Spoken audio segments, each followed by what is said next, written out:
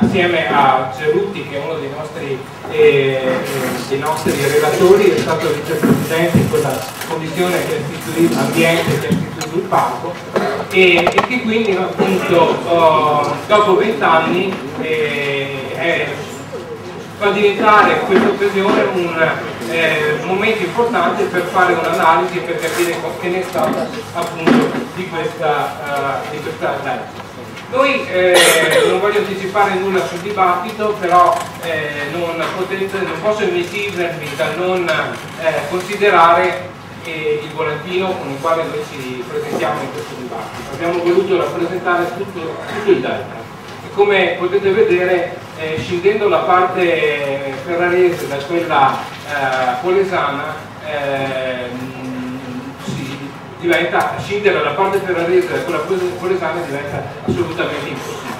Per cui due territori che sono estremamente omogenei, che sono un unico territorio, quindi non possono non essere visti da un unico punto di vista. Ecco, questo è il punto di partenza sul quale noi vorremmo imbastire appunto questo tipo di dibattito. E noi riteniamo che questo sia appunto un punto di partenza, quello del convegno di oggi, perché ci sembra importante, attorno alle idee che si svilupperanno in questa conferenza, valuteremo se ci sarà anche la possibilità di partire con un gruppo di lavoro, un gruppo quindi anche di pensiero, che si confronti per la realizzazione di un comitato, di un momento di riflessione per far sì che questi due territori, appunto quello della Ferrarese e quello della provincia di Rovigo Polesano, possano essere gestiti secondo quell'unico punto di vista.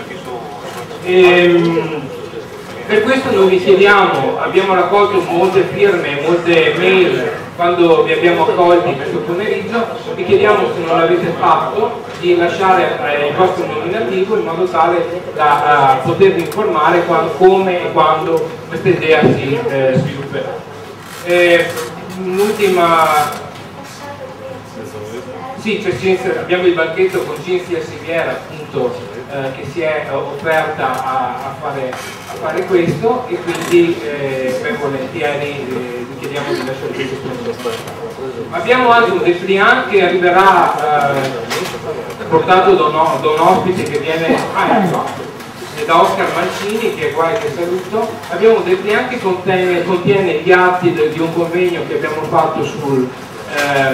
tutto il territorio veneto rispetto all'uso del territorio. Sono gli atti di un convegno fatto appunto ad ottobre scorso, e non avendo potuto darvelo prima perché è appena arrivato, vi chiediamo di uscendo prenderlo, o comunque di passare per il banchetto e prelevarlo, perché secondo me e secondo noi sono contenuti che vale la pena considerare. Un ultimo appello molto più prosaico. Questa iniziativa è autofinanziata, ovviamente la sta organizzando SEL con risorse dei compagni prima ancora che proprio, perché SEL non ha risorse. Se qualcuno di voi vuole lasciare un contributo, noi ve ne saremo molto grati.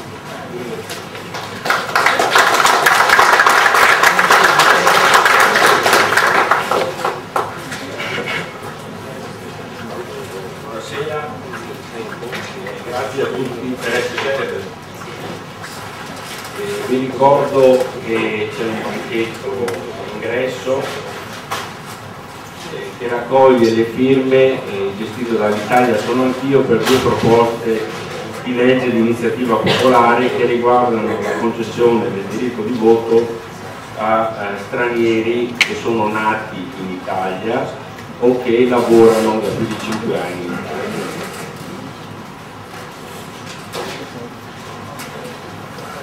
Arriviamo quindi a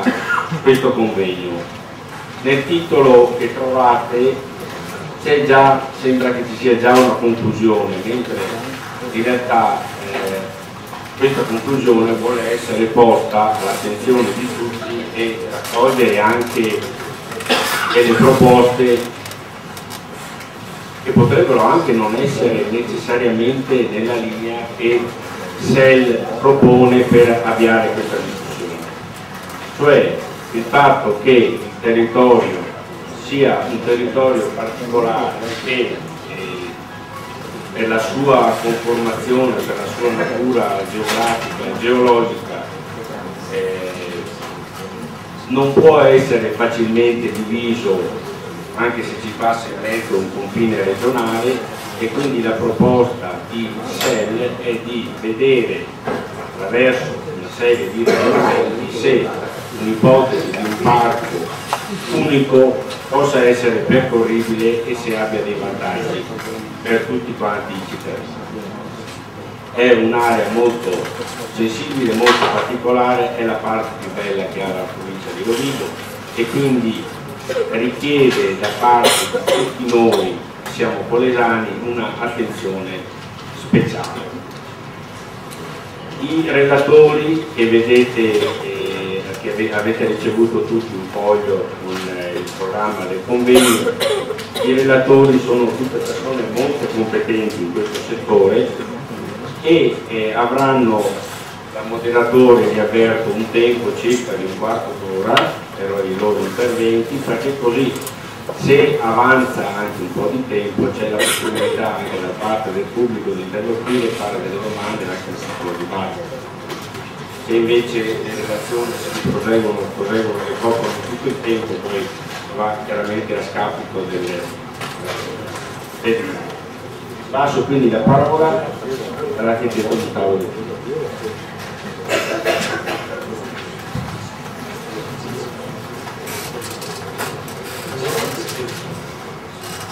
Aprire un convegno così importante non è semplice, cercherò comunque nel quarto d'ora di illustrarvi alcune peculiarità e alcuni processi che poi hanno portato alla istituzione del parco, del delta del Po Veneto, e cosa significa un parco, perché è necessario anche domani, perché non chiuderlo, perché forse è necessario ripensarlo. Innanzitutto una premessa: tra 12 giorni è una giornata importante a livello internazionale, la giornata della World Wetland Day, così chiamato a livello internazionale la giornata mondiale delle zone umide, cioè la convenzione di Ramsar che ha istituito, che ha identificato le principali zone umide dal 71 in poi e che ha avuto luogo in Iran il 2 febbraio del 71, festeggia ogni anno la giornata internazionale delle zone umide. Ecco, una piccola zona dell'Emilia Romagna e una valle della Laguna di Venezia sono identificate aree Ramsar, non il delta del Po, ma questo non vieta il fatto, questo non nega il fatto che comunque quella dove noi siamo è sicuramente una zona umida di valore internazionale, nel senso che la dimensione, ma soprattutto le qualità ambientali che sono presenti in questo sito, che sono soprattutto connaturate e che sono visibili a tutti quelli che vanno sul territorio e che magari hanno anche avuto la possibilità di leggere alcuni dei dati con i rilievi faunistici che di anno in anno vengono fatti. Ecco, sicuramente questi valori fanno sì che il sito potrebbe essere sicuramente identificabile come area Ramsar. Non lo è per una serie di problemi, perché questo farebbe sì che dovrebbero esserci cosiddetti divieti, cioè dovrebbero esserci una serie di limitazioni all'uso, probabilmente il sito dovrebbe essere tutelato. Però pensiamo a che cosa stiamo attraversando adesso. Noi stiamo attraversando una crisi economica, però molto spesso ci sentiamo dire che i beni ambientali, i beni culturali dovrebbero aiutare la crisi economica, dovrebbero essere quindi portatori di reddito. Ecco, c'è un errore di fondo in questo, in quanto non è il bene ambientale che dovrebbe portare reddito, ma l'indotto. Perché il bene ambientale e il bene culturale meritano tutela, meritano rispetto e meritano cioè di essere difesi nella loro integrità, altrimenti non c'è reddito. Se Pompei crolla, non è che si continua ad andare a Pompei, no, crolla tutto l'indotto e per ogni piccolo crollo di Pompei cala la possibilità, cala a livello internazionale la voglia di andare a visitare quei luoghi. Ed è per quello che i beni ambientali e i beni culturali meritano, e i vincoli meritano delle forme di rispetto e di tutela, perché è dalla tutela di ambienti come questi che deriva l'indotto e che quindi deriva una serie di possibilità economiche, di reddito e di possibilità di sviluppo di un'economia. E se veniamo al delta del Po, noi possiamo far partire le legislazioni che hanno iniziato a tutelare questo territorio circa con 100 anni fa. Ci sono da subito dei leggi decreti che vietano ad esempio la distruzione, l'uso di una serie di ambienti, la piantumazione in zone collinari per difendere e tutelare non soltanto le difese arginali, ma per difendere e tutelare soprattutto alcune zone umide che comunque si capisce che possono avere dei pregi. Poi arrivano i riconoscimenti nel 77 delle riserve naturali nei comuni di Porto Colle, Valle di Poro, Soline e Contarina, e quindi vengono identificati questi 450 ettari soprattutto per il loro tipico paesaggio e cito con terreni per la maggior parte sottoposti a periodiche inondazioni, essendo il territorio formato per lo più da isole denominate conelli, situate tra vari bracci del fiume e del mare. Cioè già dal 77 iniziano ad esserci riserve naturali, già dal 77 lo Stato italiano decide che c'è la necessità di porre alcune aree sotto tutela, anche perché già in quegli anni, nel 77, erano avvenuti una serie di eventi, alcuni anche pesanti nel territorio, che avevano fortemente modificato l'ambiente, che sicuramente oggi possiamo definire come semi-naturale. Definirlo naturale al 100% non è forse una forzatura. Poi arriva la Galasso delibera il piano d'area. La Galasso è la prima legge italiana che istituisce e che sostanzialmente identifica i beni paesaggistici e dà un vincolo ambientale con una fascia di rispetto di 300 metri dalla costa e di 150 metri dal fiume, e soprattutto la spinta a che si arrivi all'istituzione del piano d'area è anche legata a un decreto ministeriale dell'85 che assoggettava la vasta area del delta del Po ad inedificabilità fino all'approvazione di un piano paesaggistico. Il piano d'area del delta del Po è sicuramente uno strumento che tutti quanti noi abbiamo sentito nominare più volte, ed è uno strumento che ha vinto anche dei premi. Abbiamo anche qui in sala uno dei progettisti che ha firmato quello strumento ed è identificato da subito come uno degli strumenti che dovrà essere poi la base per il piano d'area e per il piano del parco del delta del Po, anche perché esso stesso per la sua redazione ha usufruito di alcuni studi propedeutici svolti dal CIPE e svolti dal Ministero dell'Ambiente che avevano analizzato l'area del delta del Po nel 1990. Comunque l'idea di parco inizia a muoversi negli anni 60. Negli anni 60, quando nella parte ferrarese inizia un boom edilizio, tra virgolette possiamo anche definirlo speculativo, con i liti ferraresi, con le prime volontà edificatorie nella zona ferrarese, mentre nella zona adigina i problemi sono ben altri, perché gli anni 60 sono gli anni in cui si esce dalle alluvioni che pesantemente hanno condizionato lo sviluppo del delta del Po. Alluvioni legate alle estrazioni di metano che sono state negli anni 50 e che negli anni 54 fino al 56 è stata la grande alluvione del Polesine, ma negli anni successivi certamente il territorio, soprattutto basso polesano, non se la passava molto bene. Abbassamenti di 3-4 metri hanno tirato giù anche le difese arginali e in conseguenza di questo intere isole del delta del Po venivano continuamente allagate. La risposta che lo Stato ha dato la vediamo tutt'oggi, era stata una risposta forte, è una risposta discutibile, è una risposta di cui forse ancora oggi ne paghiamo le conseguenze, è la centrale dei Polesine Camerini. Lo Stato ha deciso che i territori del delta del Po non dovevano essere abbandonati, l'idea era di abbandonare ciò che stava oltre la Romea. Non era quella la risposta che voleva dare lo Stato voleva difendere questi territori, voleva difendere le bonifiche, e quindi ha deciso di costruire la centrale dei Polesine Camerini, che è ancora lì a ricordarci questa scelta, che deriva da una serie di problemi, frazioni di metallo e quant'altro. Comunque l'idea di parco continua ad andare avanti, è forte nel territorio. si deve soprattutto all'Italia nostra la volontà e forse l'idea forte principale di volere istituire un parco. I convegni del 70 e del 72 a Comacchio e comunque anche nel 72 a Rovigo, dove i due consigli regionali decidono unanimemente di procedere alla stesura di un parco interregionale. Siamo nel 72, nei primi anni 80 anche il WWF spinge affinché si inizi a parlare di parco del delta interregionale o parco nazionale. Nell'82 fortunatamente l'idea di parco nazionale viene stralciata dalla legge nazionale e nell'88 arriva il parco regionale dell'Emilia Romagna. L'Emilia Romagna va dato atto di averci creduto da subito, di averci creduto in maniera più forte e soprattutto di essersi mossi molto bene. Oggi chiunque di voi ha amici o parenti in giro per l'Italia, fategli la domanda che cos'è il parco del Delta del Po, vi ripeteranno i 3 ponti di Comacchio, perché quella è l'immagine che più resta impressa agli italiani del che cos'è il parco del Delta del Po, perché è quella l'immagine, quello è il luogo che caratterizza di più il parco del Delta del Po, sfortunatamente. Arriva nel 91 la legge quadro sulle aree protette che dà un tempo limitato alle 2 regioni per istituire il parco nazionale, se non parco interregionale, e arriva nel 92 la direttiva Habitat, cioè una direttiva che anche questa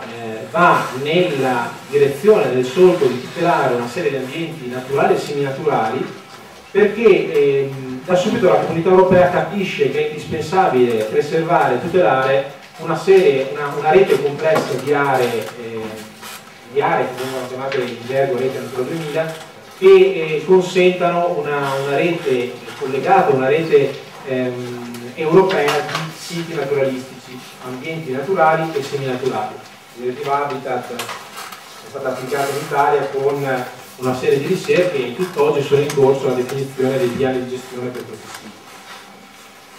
Nel 93-94 continuano i rimandi tra le regioni, la regione Veneto ancora non riesce a prendere forma nella regione Veneto un'idea di parco e nel 94, come ho detto prima, viene approvato il piano d'area. Il piano d'area forse è il primo strumento di pianificazione che tra l'altro prende in considerazione l'intero ambito del delta sostanzialmente con un unico processo di analisi e con un unico processo che arrivi a definire quelle che sono sostanzialmente anche i valori paesaggistici e i valori naturalistici all'interno del territorio. Si deve aspettare fino all'8 settembre 97 per avere la legge regionale Veneto sul Delta del Po, che tra l'altro nasce forse con due, possiamo dire, due grandi difetti, che stanno alla base anche un po' dell'immobilismo dell'ente, perché è inutile girarci attorno. Siamo nel 2012, il Parco regionale Veneto quest'estate è stato definito da illustri persone sicuramente superiori al sottoscritto una grande proloco. Io non ci credo che sia una grande proloco, dovrebbe essere qualcosa di più. L'importante sarebbe che elementi che ci lavorano all'interno, in particolar modo chi ha la capacità decisionale, sia qualcosa che faccia funzionare la macchina meglio di una proloco. Ma ripeto, quelli che sono stati i problemi che ci portiamo dietro dal 1997 sono sostanzialmente due. Il primo è sicuramente una perimetrazione provvisoria del parco del Delta del Po assolutamente ridicola. Ridicola è forse utilizzare una parola non appropriata, perché sarebbero da utilizzare parole ben più pesanti, nel senso che ci troviamo un'area protetta che di per sé ha i valori naturalistici e i valori ecologici principali in tutti quegli ambienti di transizione che sono presenti in questo territorio, e ogni ambiente di transizione è un ambiente che ha all'interno nicchie ecologiche di due ambienti differenti e quindi ha una elevatissima biodiversità. Noi abbiamo un susseguirsi di acqua salata, terra, lagune, acqua dolce, acqua salata e di nuovo alle spalle lagune con valli con acqua dolce e poi alle spalle campagna. Ecco, noi abbiamo un susseguirsi di ambienti differenti e quindi di ecotoni e quindi di sistemi ecologici con confini ricchi di biodiversità che sono al di fuori del perimetro del parco. La planimetria è nata come compromesso, un compromesso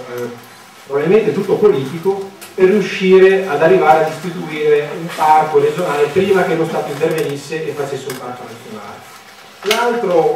L'altro problema, probabilmente non meno importante, che almeno io percepisco e che ho percepito in questi anni in cui mi è stato chiesto di partecipare in questo comitato, è che gran parte del potere decisionale sta in mano ai sindaci o a loro delegati all'interno del territorio, ovvero alla provincia e alla regione, ovvero sta in mano agli enti territoriali che sul territorio governano una serie di interessi economici, governano il territorio, hanno titolarità per pianificazione territoriale, hanno titolarità e hanno una serie di obiettivi e di risposte dirette con i cittadini. Questo fa sì che mi sia sentito rispondere molto spesso che questa cosa non si può fare perché adesso l'anno prossimo il tal comune va ad elezione, quindi bisogna aspettare che arrivi una nuova giunta perché poi l'anno dopo, cioè il fatto che l'ente abbia avuto, e da questo punto di vista vi rimanderei agli atti e alle relazioni che sono presenti sul sito della Regione Veneto, ci sono le trascrizioni degli atti che hanno portato alla redazione di questa legge, ci sono giustamente da parte di molti sindaci, da parte di molti enti, la volontà di mantenere forte il controllo all'interno dell'ente di quelle scelte che possono essere fatte sui territori, per poter controllare che cosa l'ente parco decide. Però dall'altra parte fa sì che all'interno dell'ente qualunque decisione di un sindaco, qualunque volontà di un territorio di tirarsi indietro o di tirare il freno a mano, faccia tirare il freno a mano a tutta la baracca. Per cui credo che di non dire cose scontate, se il comune di Porto Tolle non vuole che qualcosa venga fatto, quel qualcosa state pur certi che non viene fatto. E non viene fatto a scapito di tutto il territorio, perché poi se noi andiamo a vedere quelli che sono sostanzialmente le possibilità che ha questo territorio, sono fondamentalmente per un ente parco legate agli obiettivi che dovrebbe darsi all'interno del suo strumento di pianificazione, ovvero del piano del parco. Adesso noi viviamo dal 1997 con una legge che dice che il piano del parco dovrebbe essere il primo strumento che il piano del parco deve decidere di adottare. In realtà si parte con la decisione di iniziare a studiare il piano del parco con il presidente Manzolli, che se non sbaglio credo di aver visto presente in sala, e fu lui a decidere di dare incarico ad una società esterna, cioè la Black & Veatch, e di dire: voi avete tutte le carte in regola per poter lavorare, diteci che cos'è questo territorio, rispondeteci, diteci come può essere fatto il piano del parco. Gli anni in cui la Black & Veatch lavorò furono anni abbastanza particolari, perché io mi ricordo che partecipai a numerosi incontri, all'epoca mi venne chiesto di partecipare da Legambiente, e mi ricordo alcuni incontri in cui, nonostante si possa pensare che un'associazione ambientalista e le associazioni dei cacciatori siano esattamente agli antipodi, si capiva perfettamente che entrambi avevamo in realtà come unico obiettivo quello di difendere il territorio, cioè quello di voler preservare, utilizzando gli strumenti del piano del parco, una serie di ambiti a elevato valore naturalistico al fine di poter tutelare, di poter arrivare ad uno strumento di gestione, quindi di sviluppo di questi dell'indotto, di sviluppo di tutti questi beni naturalistici affinché si potesse crescere quel territorio. Il fatto è che dal 2002 si è poi passati al 2004 non si è mai riusciti ad arrivare alla conclusione del lavoro della Black & Veatch. Fu il successivo commissario che decise di sospendere completamente il lavoro della Black & Veatch, perché sostanzialmente c'era un problema di interpretazione normativa rispetto alle procedure che erano state portate avanti. Si deve attendere il successivo presidente, che nel 2006 decise di far ripartire il ragionamento attorno al piano del parco. La volontà era quella di riprendere in mano anche il piano d'area e di rivedere complessivamente, utilizzando anche gli strumenti, quindi utilizzando anche la pianificazione paesaggistica, rivedere l'intera pianificazione della zona del Fischia e sostanzialmente far sì che con un unico strumento si avesse l'aggiornamento del piano d'area, il piano del parco, il piano valenza paesaggistica e probabilmente anche il piano di gestione per le aree SIC e ZPS che derivano dalla rete nazionale. Cioè un grande momento di pianificazione. Quello è stato un grande momento, la delibera pubblicata sul sito della Regione Veneto, e la volontà era quella di fare una copianificazione Regione Parco per concludere il più in fretta possibile un processo. Il processo aveva anche un'altra grande ambizione, cioè quella di lavorare con tutti i comuni, con i territori di tutti i comuni, quindi far rientrare tutti i comuni, compreso tutti i comuni di Adria, Loreo, Fapozze, tutti i territori che in parte erano inclusi e in parte esclusi sia dal parco che dal piano d'area, e soprattutto di rivedere anche la perimetrazione provvisoria, cioè far ripartire anche il processo di ripensamento di quelli che sono i confini che sono legalmente validi del territorio. Questo processo sfortunatamente si è nuovamente arenato. Si è arenato per alcuni problemi, diciamo, legali. Sostanzialmente non si era nella possibilità di poter fare un piano paesaggistico perché non si avevano ancora le deleghe,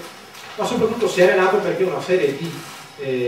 amministrazioni, comunque una serie di volontà locali hanno iniziato a tirare indietro, perché la volontà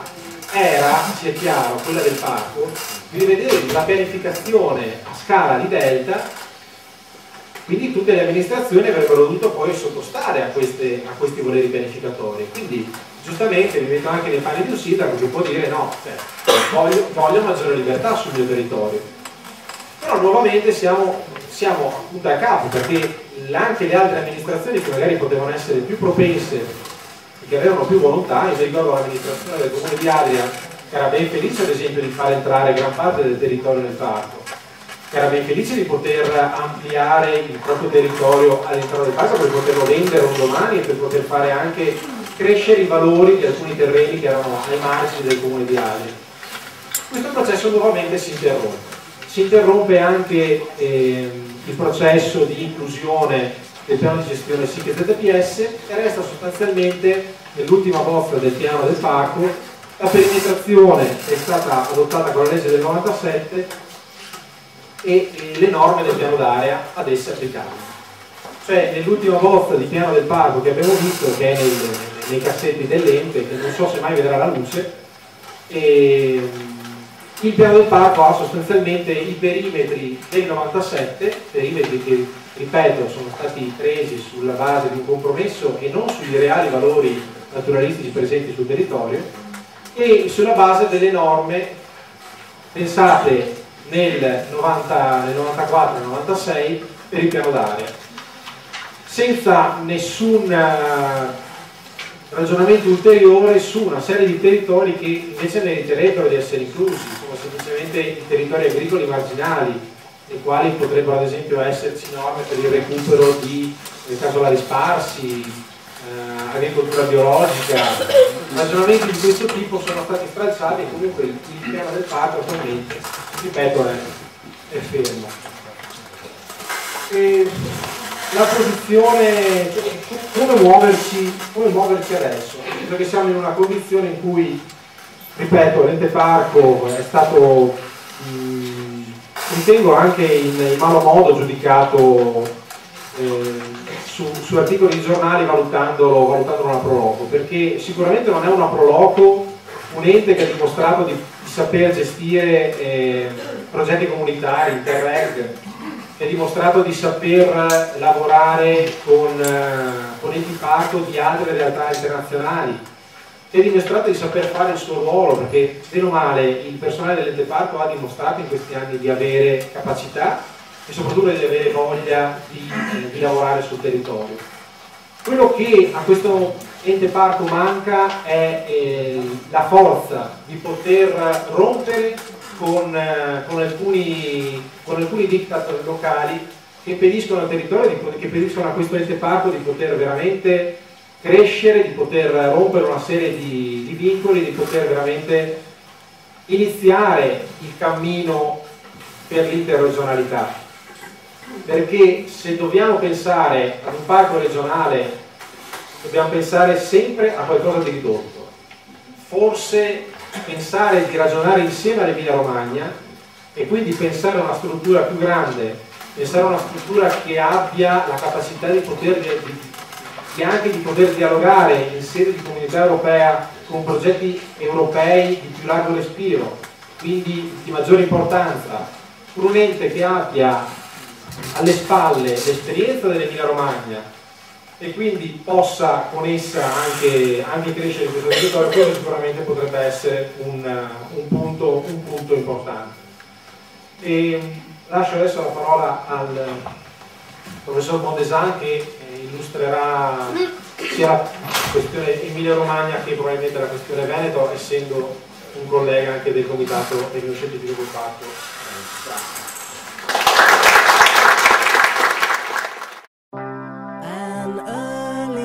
Photograph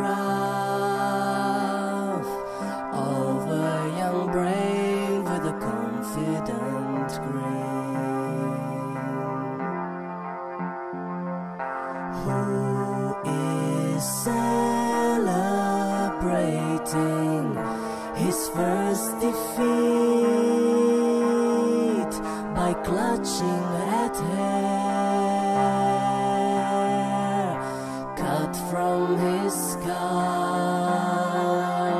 a pigtail.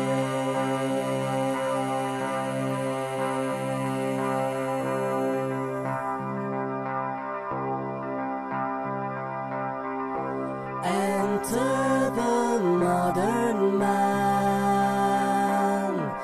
like a young brave with a price on his head.